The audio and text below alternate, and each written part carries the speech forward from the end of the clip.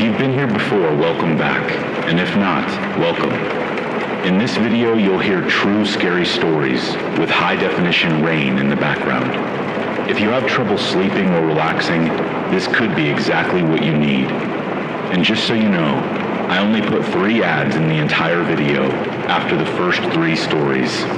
If you enjoy, I would really appreciate it if you would subscribe. Thank you for being here. Now, let's begin.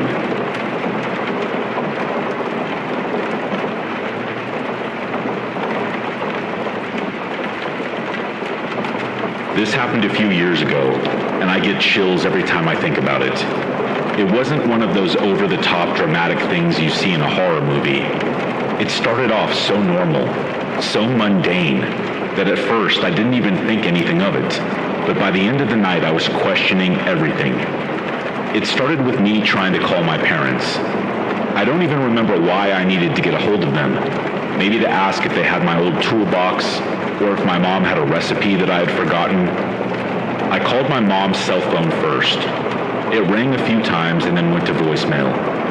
Then I tried my dad's. Same thing. That wasn't unusual for them. They've never been great about keeping their phones nearby, so I just figured they were busy, or hadn't heard them ring. I decided to call the house phone. That landline never failed. It was their go-to for everything. If I needed to reach them, that was the surest way. I dialed, and after a couple of rings, someone picked up the phone. "Hello," I said, assuming that it was my mom or dad. At first, I didn't hear anything, just a faint crackling, like static. I thought maybe the connection was bad, so I said, "Mom? Dad? Are you there? Hello?" There was no response, just more static. And then something else. It was faint, but it was there. It was some kind of whispering sound. It wasn't clear enough to make out words, but it sounded like more than one voice, like overlapping. They were all speaking at once. It sounded really weird, low and distorted, like it was coming through an old broken radio. My stomach dropped a bit. "Mom," I said again, louder this time, my voice a little bit shaky. "Dad?" The whispering didn't stop. If anything, it got louder. It wasn't frantic or angry. It was just calm. And that somehow made it even worse. I sat there gripping the phone. After about 10 seconds, the line went dead. I stared at the phone, my heart pounding. My parents live alone. No one else should have picked up that phone. I tried calling back, but this time there was no answer. I told myself it was probably just a weird interference or bad connection or something. Maybe I had imagined the whispering, but deep down I knew something wasn't right. After sitting there for a while, overthinking and freaking myself out, I grabbed my car keys. Their house was only about 15 minutes away. I figured I would just stop by and make sure they were okay. It was probably nothing, right? It had to be nothing. The drive felt longer than usual. The roads were empty and the street lights didn't seem as bright as they normally did. My headlights cut through the darkness and every shadow felt deep and sharp. I kept glancing at the rearview mirror, half expecting to see someone sitting in my back seat for some reason. By the time I pulled into their driveway, my nerves were shot. At first, everything looked normal. The porch light was on, and I could see the faint glow of the living room light, which was also on. Their cars were not in the driveway, though, which made sense if they were out. But still, something about the house felt off, like it was quiet. A little bit too quiet, if you know what I mean. I walked up to the front door, trying to shake off the uneasiness. I knocked, the sound echoing through the night. The second that my fist hit the wood, the living room light turned off. I froze. My hand was still midair, and for a moment, I stopped breathing. The porch light stayed on, but for some reason, the living room light turning off was terrifying. I can't really explain why. I just didn't expect it. The entire house was plunged into darkness. My heart started pounding so hard I could hear it in my ears. "Mom? Dad?" I called out, my voice trembling. "Hello? Are you guys home?" No answer. I knocked again, harder this time, but nothing happened. Every instinct in my body was screaming to leave. I reached for the doorknob, and it was locked. I did have a key, but something was telling me not to use it. I backed away from the front door, my eyes fixed on the darkened windows. I couldn't see anything, but I knew there was someone inside that house. I turned and hurried back to my car, my legs shaking with every step. When I got in and locked the doors, I sat there for a moment, staring at the dark windows. The porch light flickered slightly, and I thought I saw a shadow shift inside. I didn't stick around to see anything more. I started the engine and drove off, my hands gripping the wheels so tightly, my knuckles hurt. When I got home, I called my parents again, and this time my mom answered. "Mom," I said, relief flooding my voice. "Where have you guys been? I was just there. I've been trying to call you." She sounded confused. "We were at the movies, sweetie," she said. "Why? What's going on?" "You've been gone? Since when?" "I don't know. I think we left around 7:30. The movie started at 8:30, she said. "Why? What's wrong?" I didn't know what to say. My mind was racing, trying to make sense of what had happened. Nothing. I lied. I just couldn't get a hold of you and I was just a little worried. I don't know why. Just forget it. After I hung up, I sat there in silence, staring at my phone. If they had been gone the whole time, who picked up the phone when I called? And who turned off the living room light when I knocked on the front door? The next morning, I decided to go back to their house during the daytime. I told myself it would feel less scary in the sun, but as soon as I pulled into their driveway, that same feeling hit me again. The house looked normal, but it really felt like someone was inside that should not be there. I went inside the house and checked every room, every closet, every corner, everywhere. Everything was normal in its place. Nothing was out of the ordinary at all, but the air felt heavy, like the house was holding its breath. That probably doesn't make much sense, but that's how it felt. I walked down the hallway, and just for a moment, I thought I heard it again, that faint, distorted whispering sound. I bolted out of there without looking back. I didn't tell my parents what happened. I didn't know how to explain it without sounding crazy, but I haven't been back there alone since. Whatever or whoever it was that answered the phone, and whoever turned off that light, I don't think it wanted me to leave, but I'm glad I did. Sometimes late at night, I lay in my bed and wonder, what would have happened if I pulled that key out of my pocket and went inside that house?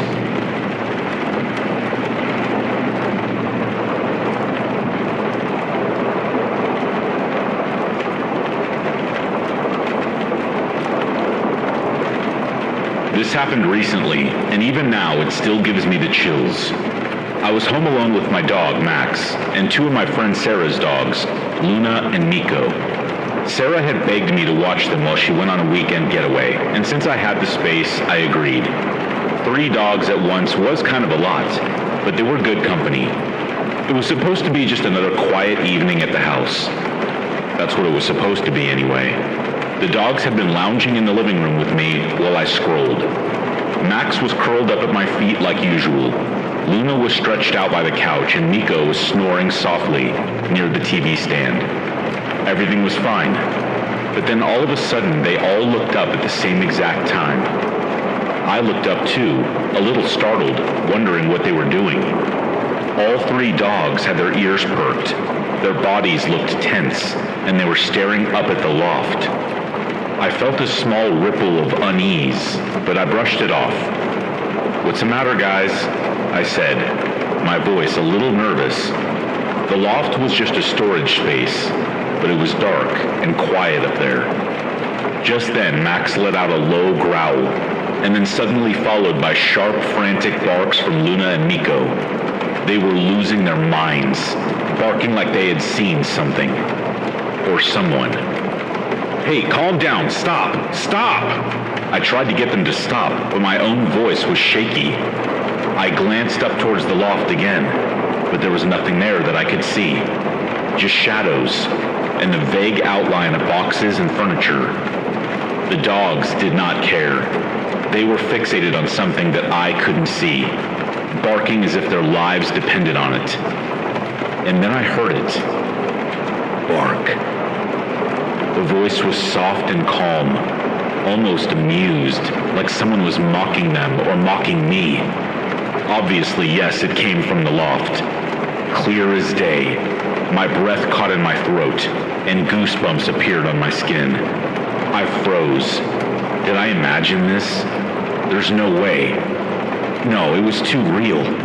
The dogs heard it too, because they absolutely lost their minds, barking even louder and backing away from the loft. They were scared, and seeing them scared was terrifying. I tried to convince myself that it was nothing. There's no way that someone's up there. Maybe the sound carried from outside? Maybe it was some kind of echo. But deep down, I knew better. That voice wasn't mine, and there was no one else supposed to be in this house. "Hello?" I called out, hating how small my voice sounded. No response. The dogs kept barking, their eyes glued to the loft. My heart was pounding so hard in my chest, I thought I might have a heart attack. I felt like a kid again, afraid of the monster under the bed. Except now it was real. I didn't stick around to figure this out. I grabbed the dogs' leashes with shaking hands. "We're going for a walk. Come on, we're going for a walk."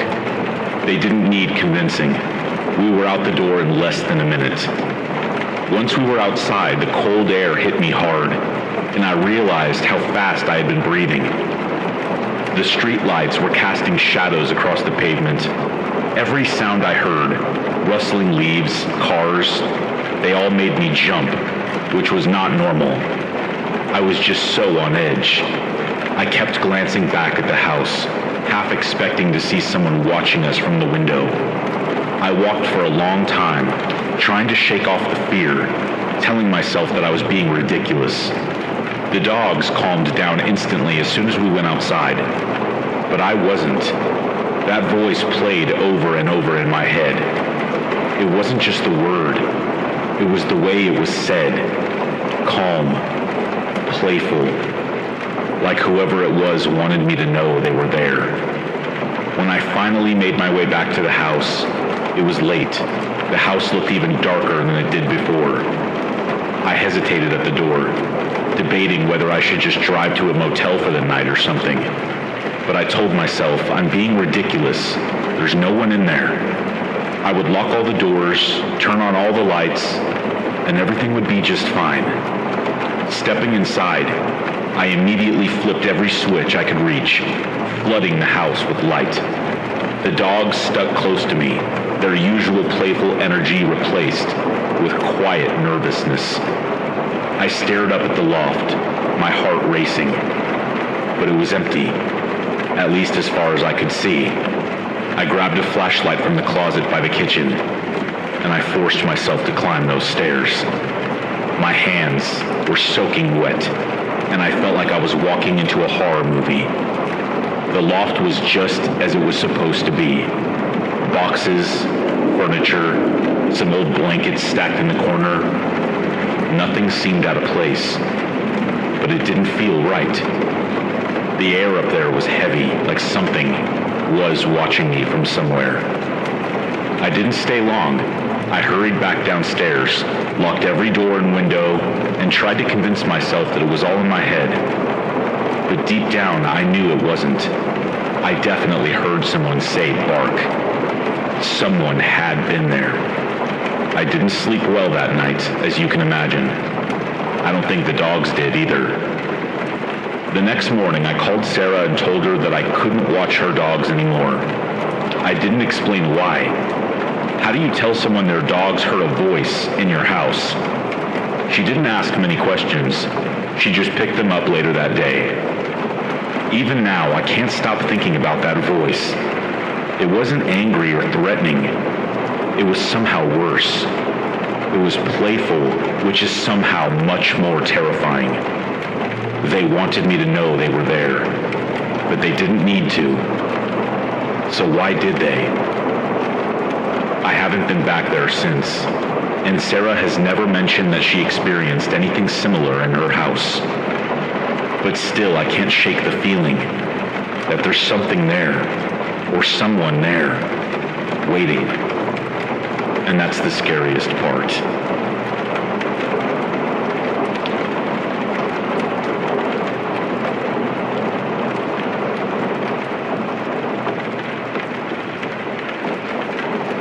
My great-aunt Grace was a remarkable woman. Though she had been blind since her 20s, she never let her lack of sight define her. Grace lived alone in a small house deep in the southern woods, not far from an old prison. She often joked that being blind made her world quieter, easier to manage, but she admitted that sometimes silence could be a curse. One summer evening, Grace sat in her favorite chair by the radio, her fingers resting lightly on the wooden armrest.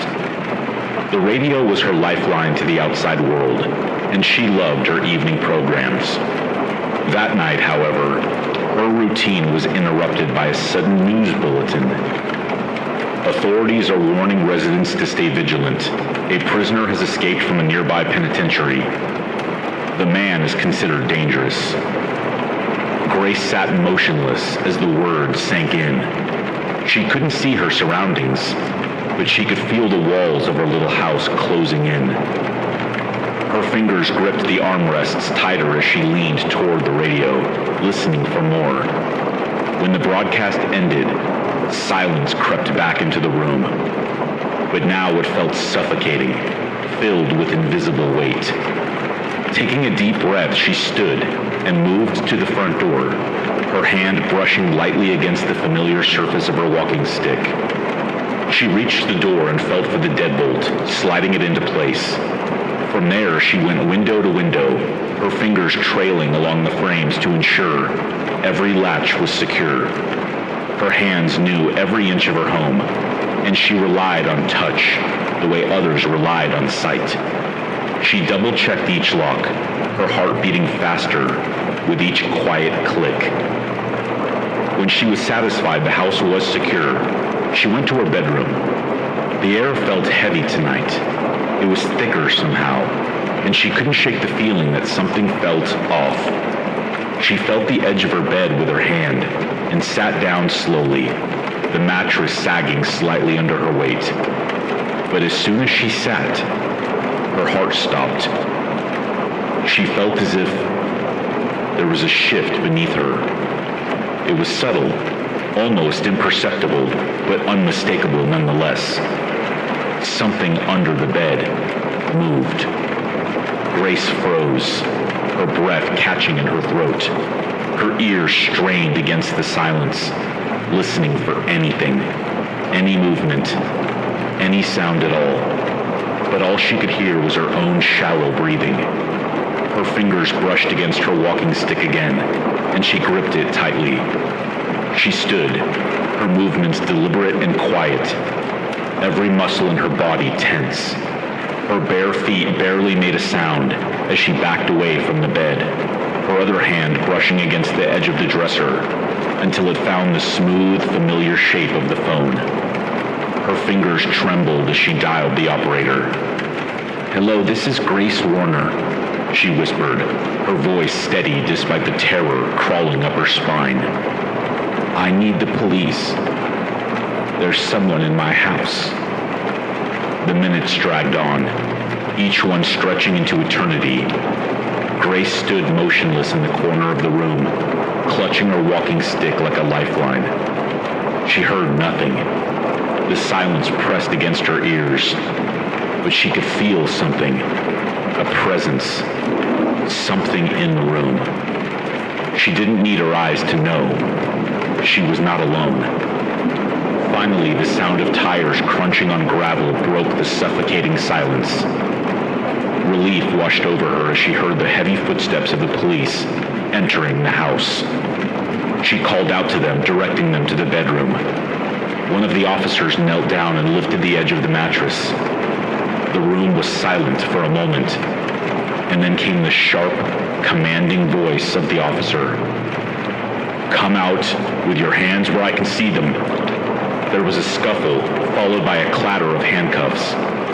Grace's legs buckled, and she sank into a chair, her walking stick falling to the floor. She couldn't see what was happening, but the tension in the air told her enough.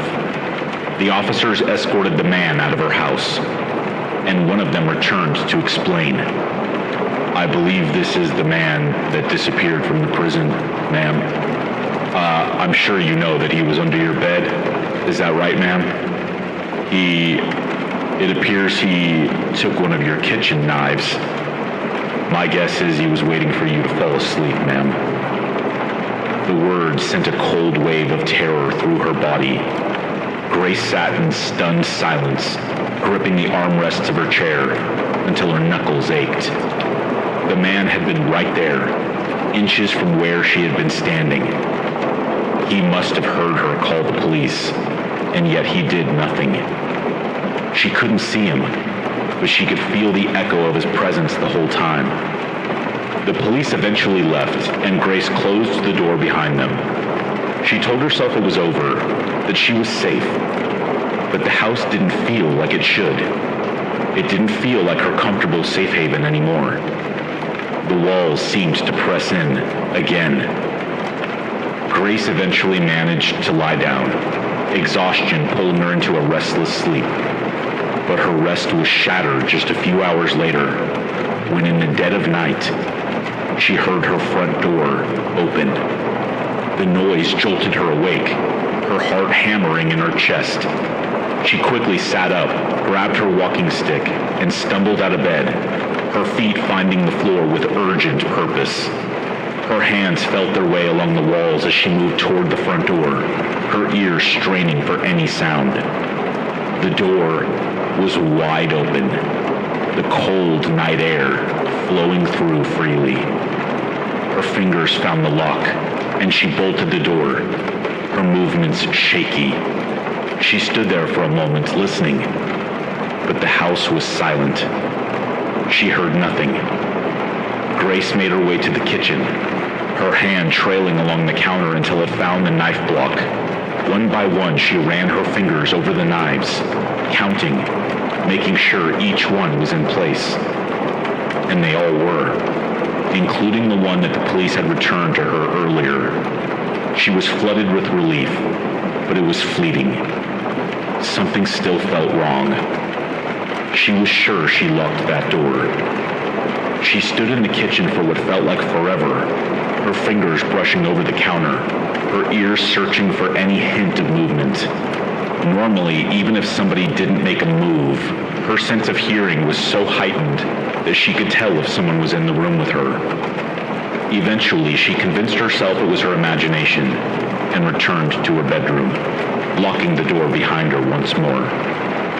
When morning came, the sunlight did little to ease her fears. Grace moved cautiously through the house, her fingers brushing up against familiar surfaces as she made her way back to the kitchen.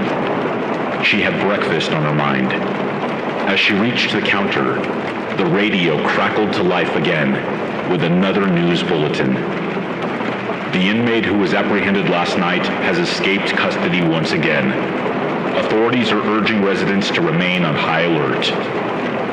She froze, the blood draining from her face. Slowly, she reached for the knife block. Her fingers brushed the smooth wood and then moved to where the knives should have been. But they were not there.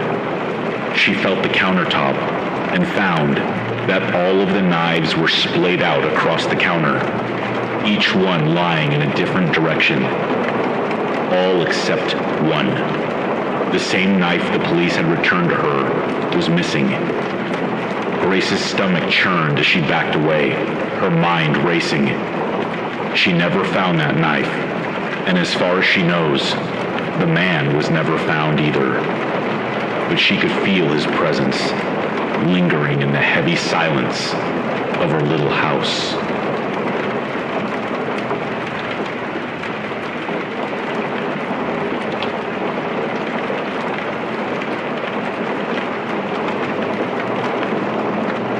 If you've ever suffered a night terror before, you know it always leaves a mark in your mind, like trauma. Think of a nightmare that your mind makes real. Your wallpaper may start to move in a three-dimensional space. You'll see flashes of distorted images, and sounds will be rushing through your ears and throbbing in your head. It's like the world's worst roller coaster. Worse still, they always hit their peak around Halloween. Maybe it's just the constant horror paraphernalia around, an overactive imagination and reruns of old horror movies. But still, my first was when I was 3. I remember dreaming of fractured conversations with strange beings before unceremoniously waking up to shadowy figures standing over me and chanting.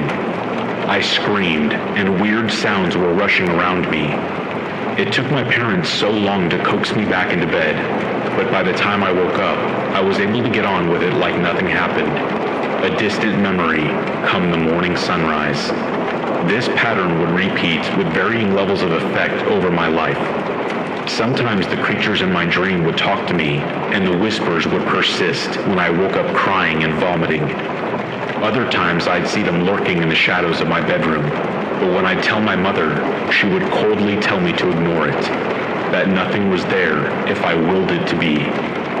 Eventually, as one often does when they get older, I found it easy to just get on with my life and accept the night terrors as just part of my life.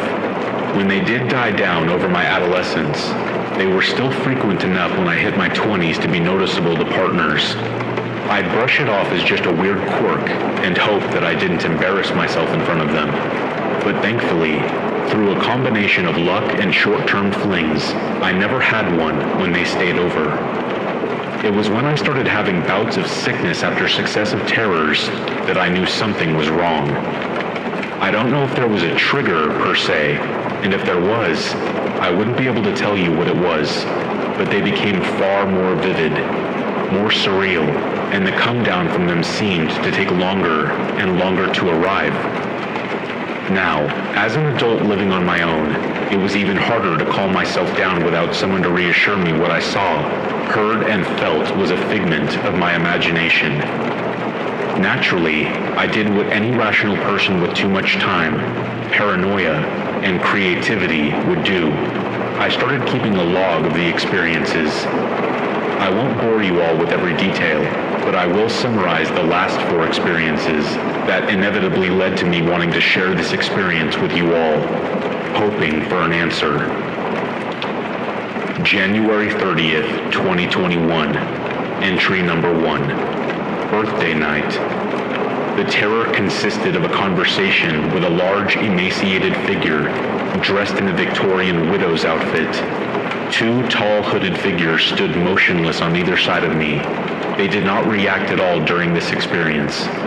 The entire color scheme was grayscale. The conversation was one-sided. They spoke, I listened, and their face was hidden behind a thick black veil.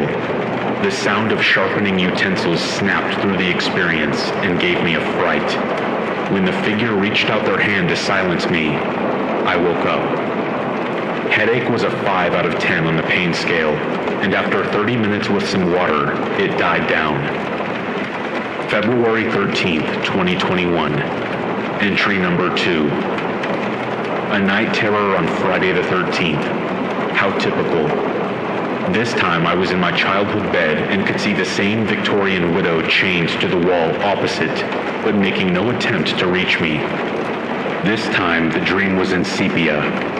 The two hooded figures loomed outside my bedroom window, and the Victorian widow put a finger to their lips to silence me, though I couldn't hear anything, save for a long drone. I felt the fear rise in me instinctively as the shadow of the figures passed my bedroom window, and when sneezing, the fear that ripped through me, coupled with the screeching sounds and bright red flashes, sent me tumbling out of my bed in a haze. I smacked my head on the ground, and my eyes throbbed in their sockets. Some strong medication and a soft piano playlist settled me after around 45 minutes, but I had to sleep in the guest room to avoid the windows. Something felt dangerous about them. March 30th, 2021. Entry number 3. The long gap between these two had me letting my guard down. When I woke up, I had full sensory awareness of my surroundings. I was my adult self, and it was my childhood home. I was on the living room coffee table of all places, but everything felt stale, as if the house hadn't been used in decades. I felt only minimal control of my body, as it followed the urge to rush upstairs to my old parlor room and place an ear to the door. Inside, I could hear a conversation between my parents and an unknown woman. She was warning them of a sickness that plagued me that would need containing somehow. My mother sounded resolute and replied, "Whatever it takes." I was so engrossed in the conversation that when a hand gripped my shoulder and an unfamiliar voice said, "I'm getting closer," I felt my body grow cold. Before anything else could happen, I bit my hand, and thankfully, it woke me up in a sea of pain. One bandage later, and a new round of painkillers. I am on the mend, but now I'm feeling that sensation on my shoulder, intermittently. October 11th, 2021. Entry number 4. I forgot why I started making these. It's becoming harder to discern when I'm asleep or awake. The past few months have been an endless cycle of restless sleep and paranoid waking. Every time I feel at ease, I am greeted by the widow, threatening to remove her veil if I don't listen. But the disjointed nature of that world makes it so hard to focus on her for more than a few moments. Everything else I can manage, but not her, like a defense mechanism. I have begun to see her and other things I dare not repeat here in places they shouldn't be. Mirror reflections. When I am not fully looking, behind objects, furniture, or landmarks, they sleep into obscurity when I cast my eyes in their direction. When I lay my head down and begin to sleep, they urge me to let myself relax so they can talk to me more. My head now feels like it's splitting open constantly, and no normal painkillers alleviate it. I have some stronger ones coming in the mail tomorrow. I hope they can do the trick. That neatly leads us to the last experience on the 28th, this past Thursday. I haven't slept since then, and in all honesty, I do not plan to do so anytime soon, much to the detriment of my health, as I'm sure you're eager to remind me.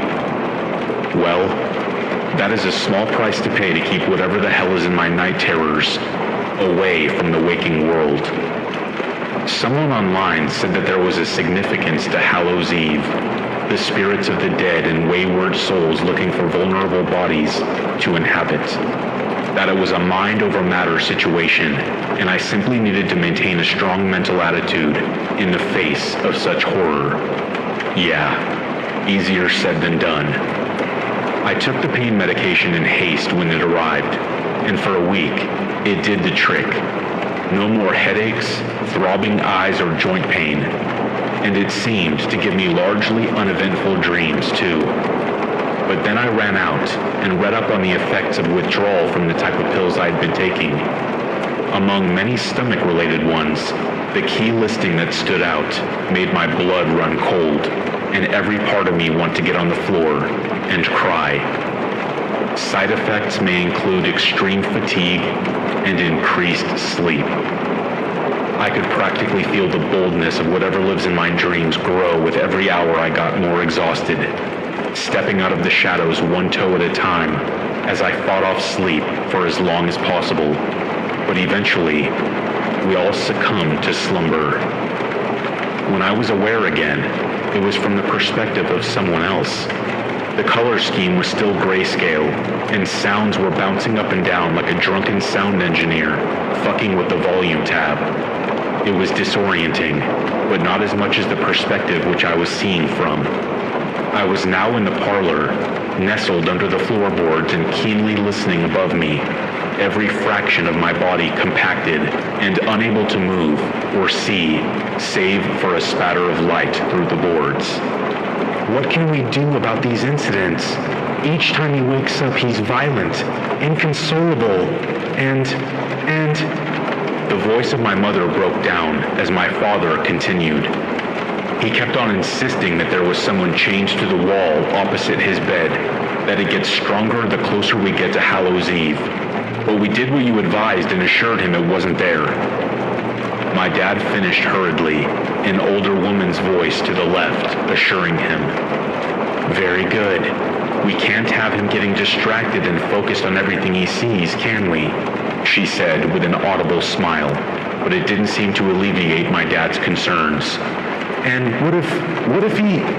If he does, you do as we instructed and you inform me as soon as possible. You came to me because you trust me. I ask that you continue that trust. She finished, audibly prompting my parents to agree. Soon. I felt the hairs on my neck stand up as what I could only guess was the widow sat behind me, whispering in my ear as the hot stench of rot filled my nostrils, a pair of hands gripping at my neck for a few moments before I shifted again. It was dark. My perspective was jarring. They were situated in the top corner of my childhood bedroom as a much younger me slept peacefully. I must have been about 3 years old at a glance, clad in Power Rangers pajamas and holding onto a blanket for dear life as I softly breathed. It took a few moments to realize what was wrong with the image I was seeing, like a camera focusing in or a really insidious spot the difference game, but with your old memories versus the recorded events. Maybe it was because it was dark and my eyes hadn't adjusted, or maybe I didn't want to know, but either side of my bed stood 2 hooded figures, staring down at me without ceasing. Everything in the night terror fell silent, as if on cue, and I could hear the 2 of them speaking. Is this what must be done? The left one asked, concern in their voice. It's what she said to do. I'd have never imagined this to be reality, but... The right trailed off, shaking in their robes. But we know what this is, and we agreed. Whatever it takes, for our boy. The left one pulling down her robe to reveal my mother's signature blonde hair and beautiful, solemn eyes looking at me. My father across from her nodded, his hood staying up as he raised a knife, the vision blurring and my head threatening to split open at the sight. I woke up in a sweat, but when I tried to move, my body wouldn't obey me. I'd experienced this a few times, but it was always as terrifying with each iteration. Sleep paralysis. As I lay there, trying desperately to move my eyes for a better view off my back, I saw shapes shifting in the corners of my room. Not towards me, but as if they were congregating with one another. Many pairs of bulbous eyes staring back at me from sockets I could not make out at this distance. For so long we have been patient. For so long we have bided our time. But now, I heard the bedroom door open, the dragging of limbs, the nails digging into the ground as they pulled the body forward, the smell of rot filling my nose as my heart began to race, the seemingly random noises unceasing in their efforts to jostle my body awake with every flinch at each intonation. She rose up the side of my bed, and every set of eyes followed her, mine included. She was taller than I remember, her stomach concave and her frock frayed beyond repair as her veil covered her face, but not her malice. You are special. You have always been special. It was just a matter of waiting for the right moment, for your maturity to manifest. She leaned over me and sat on my chest, the weight of her frame pushing down on me and constricting my lungs. We will persist when you're awake. You will help us find more just like you. Or... She took her hands out, and for a moment, I was terrified she was going to wrap them around my neck again. But instead, she brought them to her face and began to lift at the veil, torturously slowly, as the sounds reached a cacophony of unspeakable recount. I have never tried harder to scream in my life, for it to only come out as a feeble moan. I saw rotted flesh, and so many weeping wounds on her lower jaw, as it continued to reveal horrors to me. She stopped at the halfway point, and what remained of her lips pulled into a sickening grin. I woke up a few moments later, the use of my limbs causing me to flail and scream my apartment down. Same room, same feeling. It's been a few days since then, and I can't stop seeing them everywhere I go. I can barely function beyond basic needs. It seems like they're all waiting for something. I just don't know what. It's the worst when I'm brushing my teeth or shaving my face, however, because when I look away from the bathroom mirror for a moment, she will be there when I look back, towering over me, hands pulling at the veil and frozen in place, a scathing grin cutting my fragile mental state to ribbons as I fall back every time. I have nobody to talk to. My parents passed away a year ago, and because of my inheritance, I have isolated myself to the point where I don't know if anyone would notice for a long time if I were to, well, you know. I'm struggling to stay awake. I have tried caffeine pills, energy drinks, and other substances I'll not mention in case the wrong people are listening, but nothing lasts forever. And I'm steadily catching myself nodding off, drifting for a moment into hellscape I cannot see. But here, they tell me it's only a matter of time, and that my special skills will finally be put to use before drones and screams fill my ears, and I am brought back, terrified. Which brings me to the present, to sharing this with all of you. Another Hallows Eve is descending, and I no longer feel I have the power to contain whatever it is back. I hoped in some naive folly that by sharing this over the airwaves, someone would know what this was and assist me. But I realize now that's all for naught, so I did the next best thing. In an act of desperation, I called my estranged grandfather and asked him to help me. He had always been a very difficult man, and in all respects was the worst kind of boomer, ignorant, petulant, and unwilling to change his ideals. But he was family. I was despondent. What the hell do you want after nearly 2 years of not talking? His gruff voice bit through the speaker. Not enough. I lost my daughter and son-in-law, but I lost my grandson too? This better be good. Exhausted and overcome with emotion, I blurted out what had happened in a flurry, and, to his credit, he listened without judgment or interruption. When I was done, he sighed. Well, I wish you'd have told me sooner, but here we are. I won't mince words here. You're a very lucid dreamer, Robbie, to an unprecedented point. I paused and stared wide-eyed as he explained further. You took the phrase, make a dream a reality, literally. It terrified your family, and they were concerned you'd be taken to some government facility to dream up weaponry and doomsday devices. So they enlisted outside help to help you manage what was wrong with you. She was older, and she claimed to have met others like you. Seemed to us that it worked. You led a mostly normal life, and until now, nothing bad happened. In fact, the only two things of any repute were you dreamt up your old family dog Benson and, He paused, trailing off for a moment as I sat there in abject silence. Say, Robbie, what exactly have you seen in your dreams? He asked, choosing his words carefully.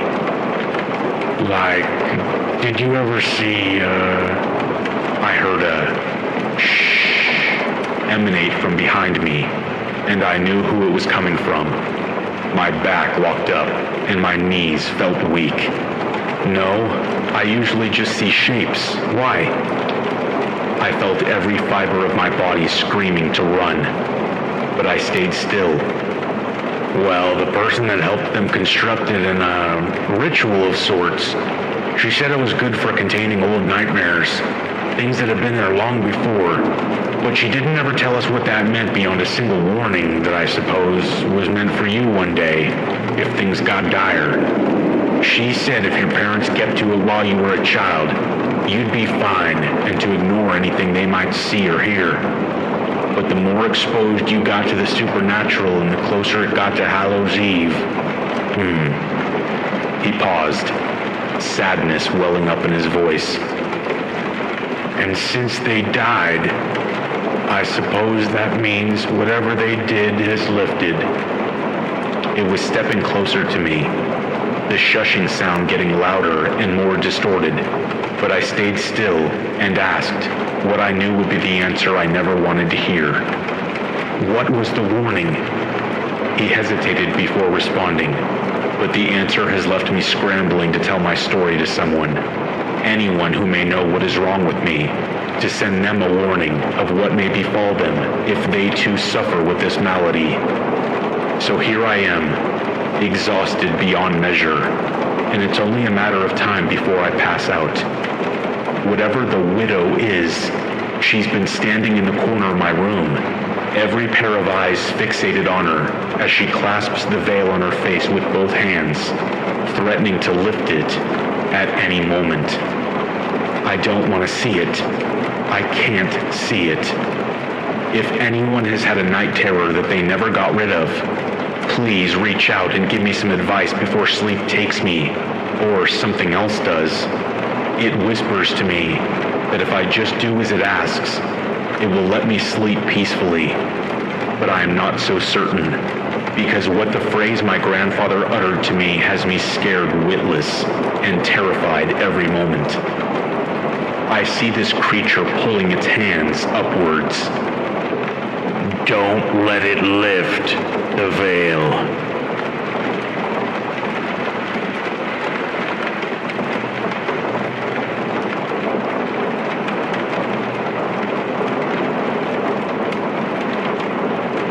I could feel and hear my husband on my left and my cat's body on my right. I could hear my ambient sound box that I use every night to help me sleep. I could hear the fans of my air purifier and small electric heater. Then I felt sweat slip down my face and neck. I could feel that my hair was completely soaked. My eyes are still closed, but it was like being out in the sun.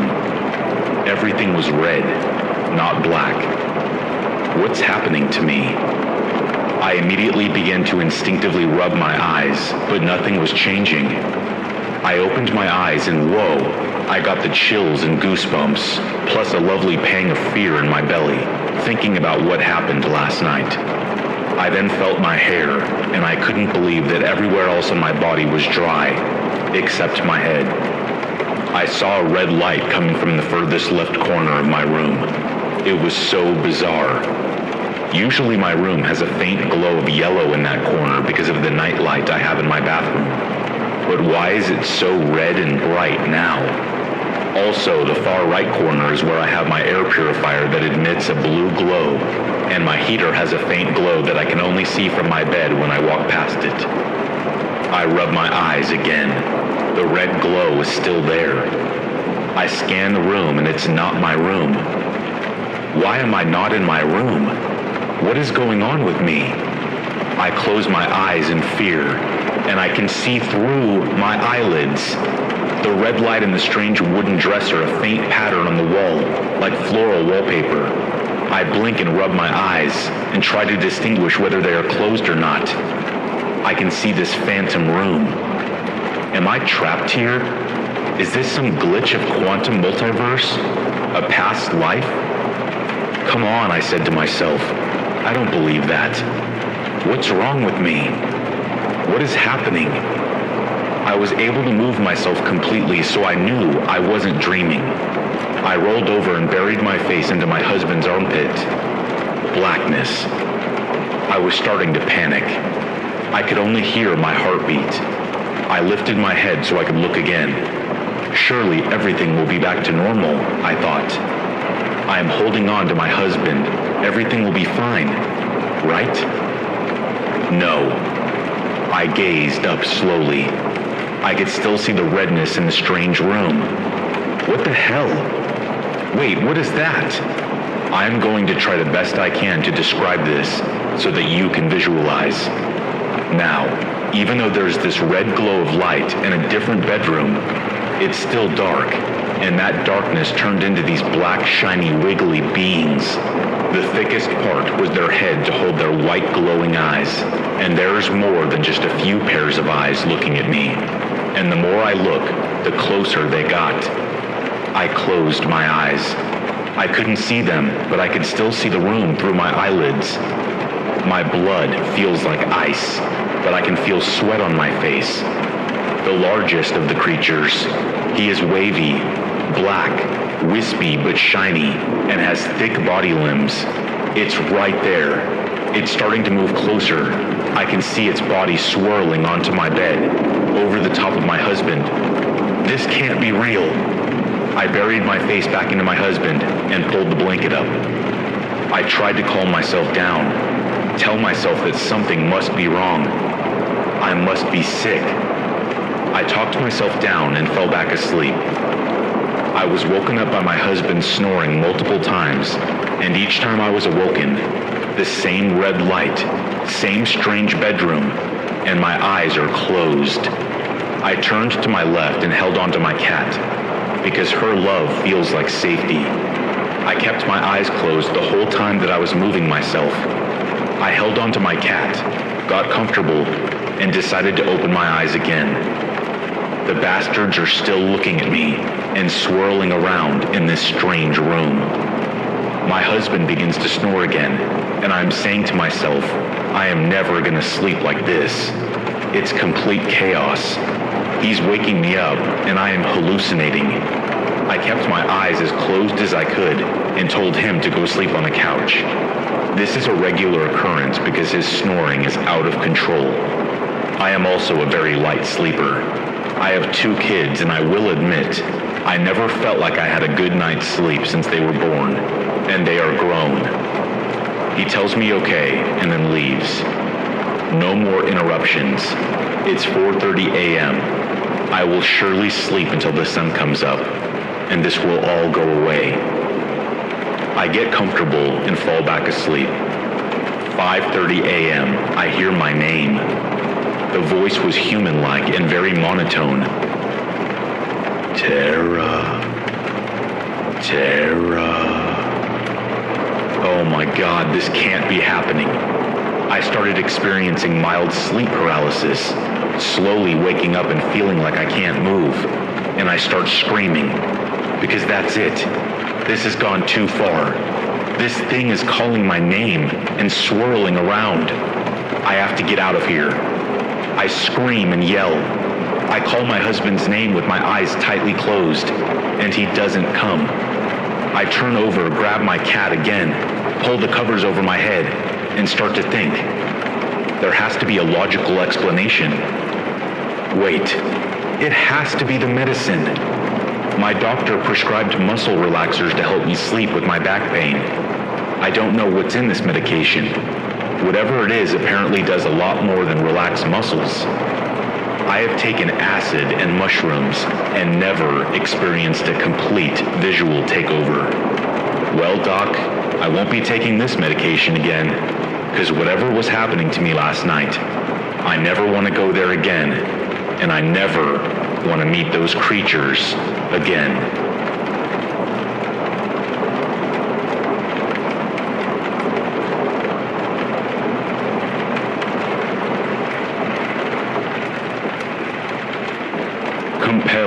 I completed a clandestine operation focused on cleaning the floor of this disgusting bathroom. I can't have a work of art like this overshadowed by a haven of feces and narcotic discards. I need the focus centered on my subject. The ivory floor perfectly complements the gray matter that is laying down in a Christ-like pose. A now pristine layer of ivory greets the back of the man whose maw is obscured by a lunar creature, a lunar moth, to be more specific. The absolute jubilation in these moments will never be knocked down, even if the authorities remove it. Gears are turning from the outside world, restless public opinion, restless insanity, and cognition. No one can understand what to make of this display of brutality, public or otherwise. I'll get right to the question at hand. Yes, I may be deranged. I may be thought of as a threat to society. I may even be considered antisocial. In fact, I have been officially diagnosed as being borderline personality and sociopathic. With a duo of diagnoses like that, I probably should have been locked up with the key thrown into an active volcano. I suppose it was easier and more lucrative to throw sacks of pills at me, enough to incapacitate a horse. It never helped. It only made me wonder why I am the way I am. To be fair, I only took them for a short period of time. I realized they deadened the bliss inside me. Was I born like this, or did something along my path push me towards this? Perhaps it's a mix of both, as most things in life are. There is no plain black and white answer. But in the end, does it matter? They still die. I still obliterate, and we all go on. Ladies and gentlemen of the jury, Your Honor, I enjoy doing these things. You cannot scare me with incarceration or death. I live in death, and I wish for it every day. You are all too stupid and lame to find me. Deliver me from this evil, I beg you.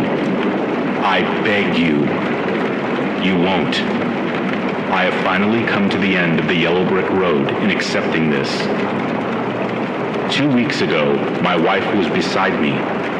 She's a Marilyn Monroe type, a throwback to the most classic of beauties. She's too good for me. Not only did I know that, but her mother never let me forget it. I made a comfortable living as a consultant, providing a nice 2-story, 4-bedroom home. I was able to put our twins through private school. She never spent a dime on any of our expenses. As she was a classical beauty, she also played the classical housewife. She did clean and cook. For that, I am thankful. But pressure had to be relieved. The pipes can only take so much. She and I found ourselves watching an alligator wrestler. An odd sentence, I know. I intended on explaining. Florida Everglades. We haven't had a vacation since our children were born in tandem. Over 13 years to be exact. Her lovely mother happily agreed to watch the girls, allowing us to take a road trip down to the Sunshine State. Hey, look honey, it's an alligator show. Let's go. Please, please, please. I tried to hide my contempt. I wasn't here to watch a redneck wrestle an alligator. I can barely contain my murderous self. I can barely contain acting human anymore. I find that the only human connection I do have, however, is my wife. She has, somehow, cut through my ice-cold exterior. Turns out, even sociopaths have breaks in their armor.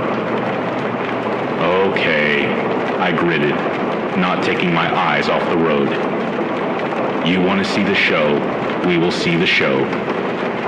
I give her a robotic smile, again not taking my eyes off the road. There's another reason we are driving to the middle of Florida. One that no one else will find out about, hopefully. But I'm happy to keep up appearances. We turned off the exit that boasted the supposed world-famous alligator fighter. She looks up the showtimes on her phone. Luckily, the next one is only about 60 minutes away. She's so happy to see a man wrestle with a dinosaur. I'll admit, my caveman brain somehow enjoyed it. It wasn't what I expected. It wasn't some fat mulleted hillbilly slapping around a somewhat domesticated alligator. Goose, the owner of the alligator farm, had a headset on, allowing him to speak to the crowd of 30 or so people. He gave some interesting facts about alligators and other Florida-specific animals. It was educational, entertaining too. "Okay, folks, say hi to Lily, the oldest lady on the farm," Goose yelled with glee. An assistant opened a door to the pit where Goose was in, allowing an absolute monster to come slithering in. Lily was awesome, almost 12 feet in length. Her green coloring was almost neon.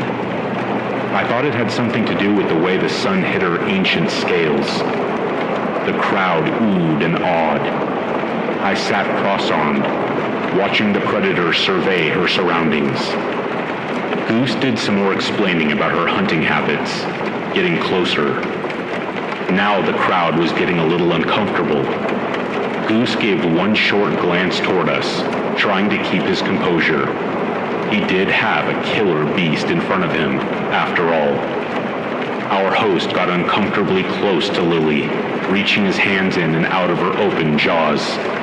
In one short motion, he closed her jaws and jumped behind her. "You see, y'all? The alligator has an insane amount of pressure when biting. If you are caught in this lady's jaws, it's game over. However, they do have the power to open their jaws if any amount of pressure is placed on them." We watched then as he straddled the beast, reaching her massive head and placing it underneath his own chin. His arms extended. He was now in control of Lily. Impressive. A fire was being stoked in my belly. Here I was, not expecting to be a part of this in the first place, and now ready to dismember these kids for interrupting Goose's show and disturbing the show. I looked toward my wife. She was visibly upset by the occurrence. This just won't do.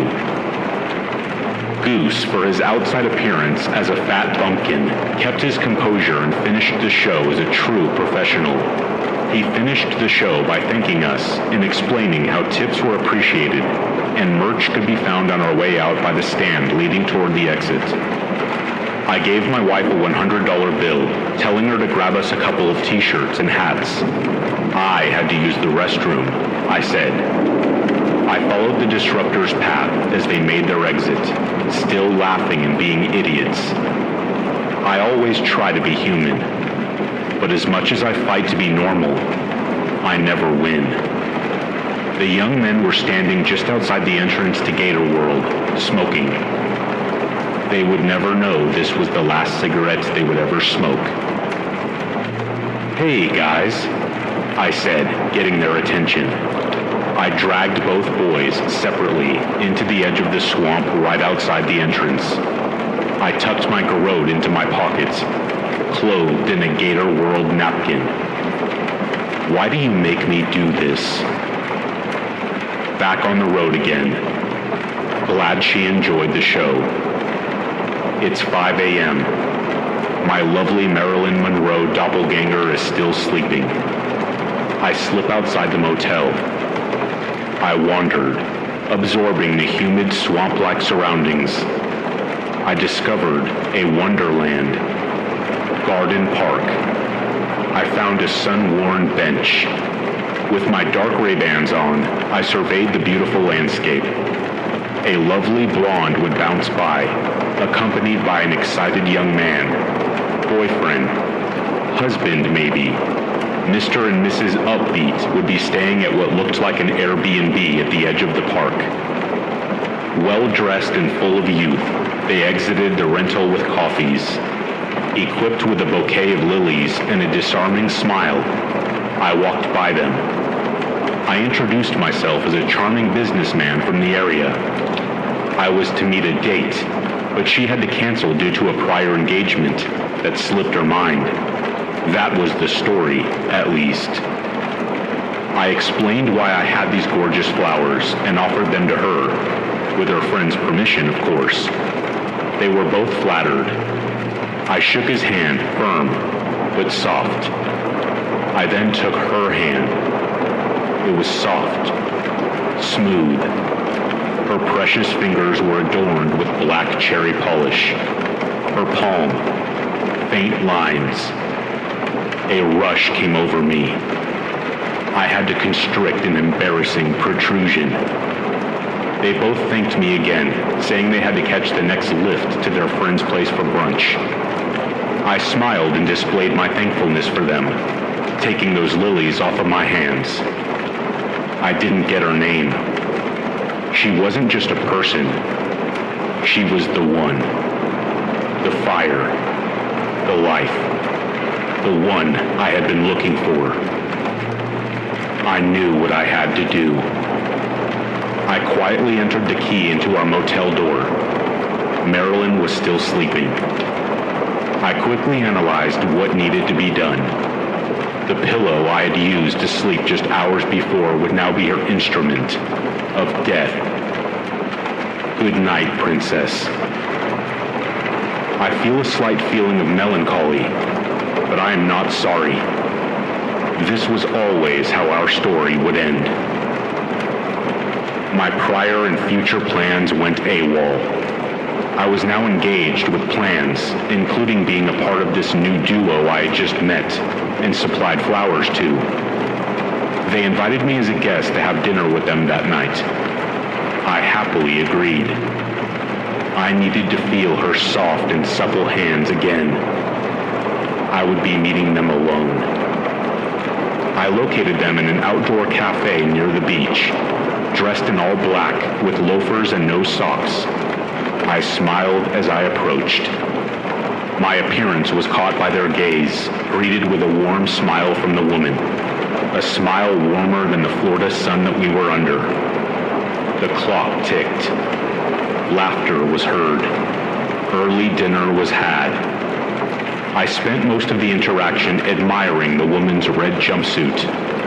A romper is what it was most likely known as these days. A brief question of where my date was, and a brief response that she was running late. People are so easily fooled, or trusting. Her gentleman friend stated his desire to evacuate in the men's room. We both smiled as he left. "Let me get us another drink," I said playfully as I excused myself to approach the bar. She gave me a little wink and crossed her legs. I'm on fire. As I made my way back to our table, I took a moment to enjoy the salty smell coming from the sea. I don't know how I traveled this far from the middle of the state to the coast. I don't question my periods of darkness anymore. "Oh, you got us another drink. Good on you, my friend," her man-thing extorted. I winked and raised my own glass. We gave a little cheer with our late afternoon drinks. A thought raced to Marilyn.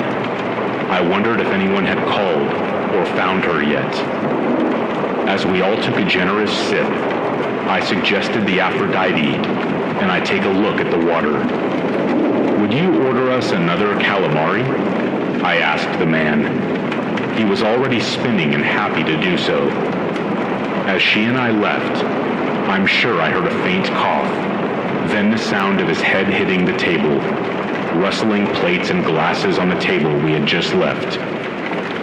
We were already on the beach when this happened, and her focus was on the crashing waves and circling seagulls. As long as I could get her as far away as possible from the scene, I would be okay. The wheels had been set in motion. This train would not be stopping. Look at her, a golden goddess, so oblivious to everything around her. Sadly, she does not realize the monster she is walking with, barefoot on the beach.